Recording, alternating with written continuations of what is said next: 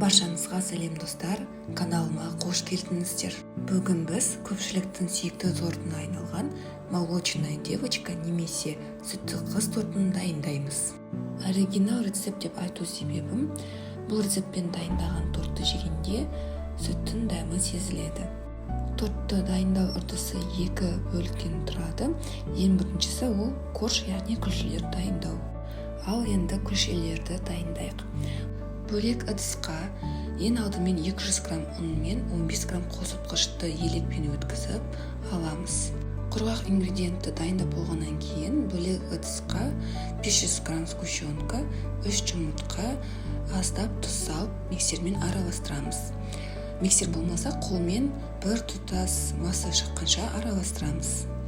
Енді осы дайын болған салмаға дайындап қойған құрғақ ингредиенттерді салып, миксермен тағы төмен жылдамдатқышта араластырамыз. Осы дайын болған салманың үстінен ерітілген 80 грамм сары майды құйып, тағы да араластырамыз. Сары май қосу себебім күлшелер жұмсақ, үлпілдек болып шығады. Егер сары май болмаса, оны қосу міндетті емес. Міне бізде енді корждың салмасы дайын. Енді оны пергамент қағазына салып, пешке пісіруге жібереміз. Ол үшін пергамент қағазына қажетті диаметрде шеңбер сызып аламыз. Менде 20 см. Қажетті шеңберді сызып болғаннан кейін ол қағазды аударып, екінші бетіне саламыз.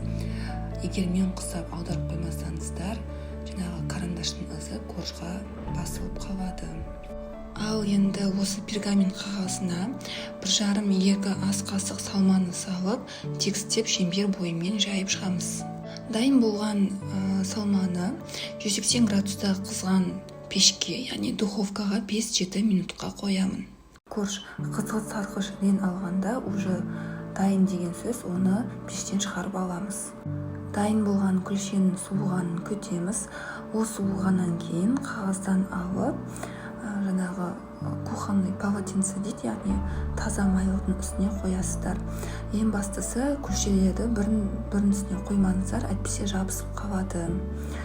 Енді дәл осы жолмен басқа да күлшелерді, яғни корждарды дайындап аласыздар. Менде барлығы 14 корж шықты.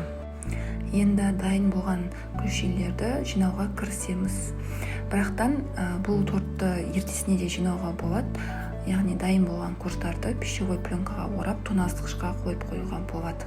Яғни тоңазытқышта сақтауға болады 2-3 күндей.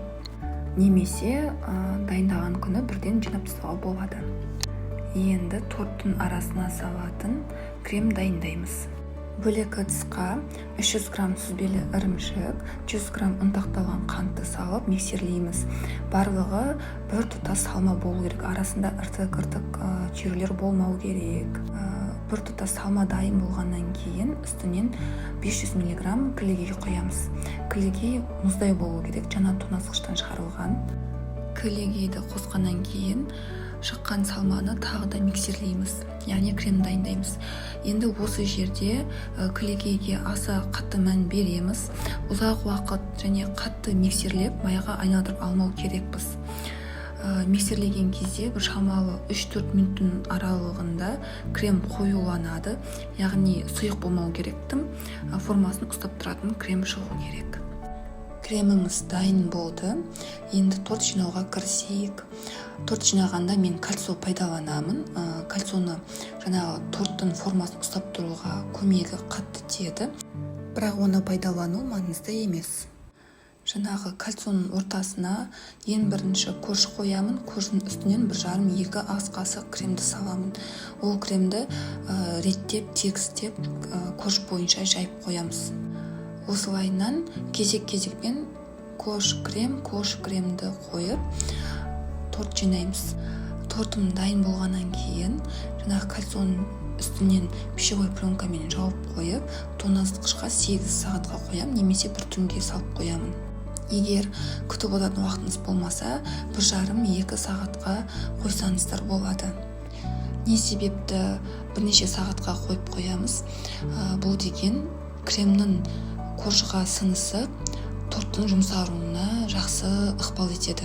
Сонымен қатар тортты жеген кезде торттың дәмі өте дәмді болады, жұмсақ болып тұрады, балмұздақ сияқты ауызда еритін шыны керек. Енді бірнеше сағаттан кейін шығарғаннан кейін тортты әсемдейміз. Торттың әсемдеу видеосын мен бөлек саламын. Егер сізге рецепт ұнаса, лайк басып маған тіркеліңіздер. Мен өте риза боламын және басқа да рецепттермен сіздермен бөлісемін. Назарларыңызға